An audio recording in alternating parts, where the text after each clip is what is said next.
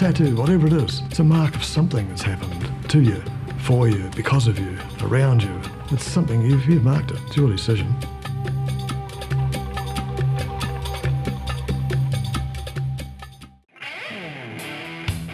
I was first shown how to do hand tattooing when I was about 16. A friend showed me what he'd learnt, and I thought that's a pretty interesting looking idea, so I immediately tattooed my own hand. I'm going to be adding a little area to Tony.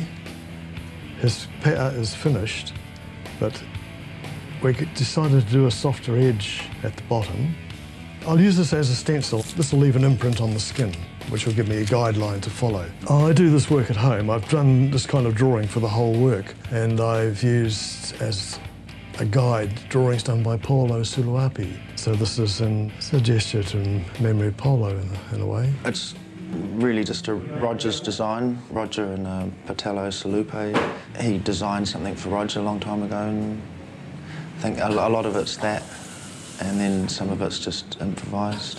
Well, I started very quickly drawing things for people and doing what they asked and doing their design. I did that quite quickly because I can draw what you want eventually, I'm sure.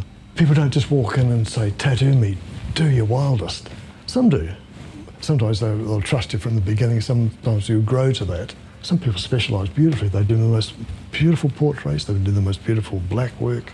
I'm of a school that does what he can in the service industry. I'm at your service. The actual piece has quite a nice little tail, hasn't it, Rog?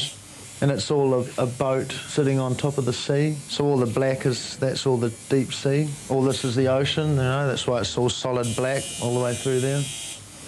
And at the back on your spine is called the va'a, and it's the boat sitting on the ocean, out fishing. And then all the clear patches that aren't tattooed, they're like gaps in the rough ocean, you know, like they're clear patches on a bad day. Gives the fishermen some hope that there might be a clear patch in the rough seas and they might get home. I have a style of drawing which is quite direct. I'm very positive. I make very positive movements, quite quick, and I do that in tattooing, I think. I'll do a lot of line work because I have good control of my line. I like line work. There's magic moments in tattooing when you know you're going to get from point A to point B with your line, and you make the line. I hold my breath sometimes, many times. And when you've got there and you wipe and you see, whew, there's a little voice inside says, that was a good one. Now you've got to do 50,000 others. Long history of Maori art, Maori tattooing, taumoho, facial tattooing, moko. Very rich source of inspiration for us tattooists out here. The Samoans have been working quietly away for generations, doing the most beautiful designs. Contemporary Samoan, contemporary Maori still carry that tradition and brought it along with everything else into the modern age. I tattooed this dragon on myself with one needle when I was about 16. This is my test pad. When I get new bits of colour, I try it on myself, see how it goes. So that's this season's colours. Little patch there. He just finished it maybe this year, probably 10 years. Sort of get in there when you can get in and just go from there. Take your chances, come in and get some work done. He's busy, well, can't get in. You know, 2 to 3 weeks, a month, sometimes 2 months. Couldn't get in here. That's how busy he was, so I had to book like 6 months ahead, you know, to get in. It's a kind of very emotional experience for people to come and walk into a tattoo shop.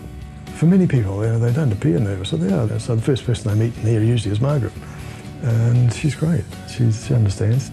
Margaret and I have been together for 35 years or so.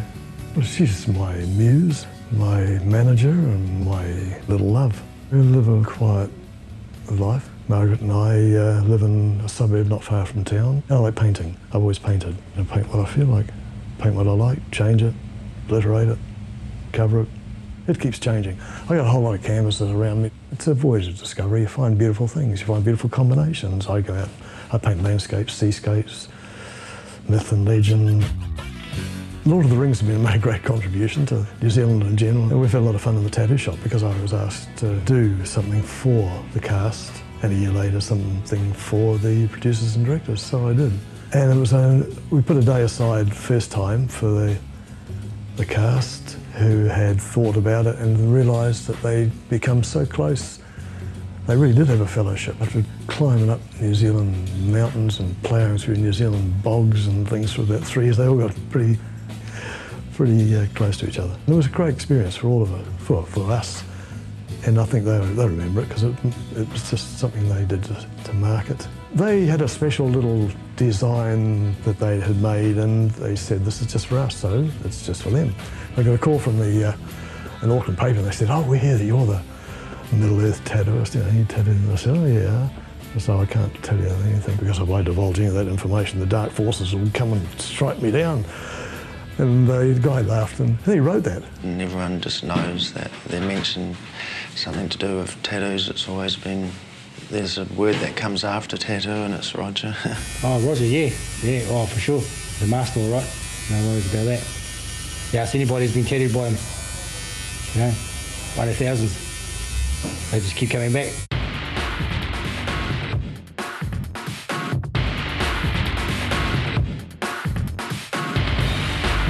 Tattoo work has come again in a different form. Bolder, brighter, cleverer, more sophisticated in some ways, somewhat straight as it was done in 1900.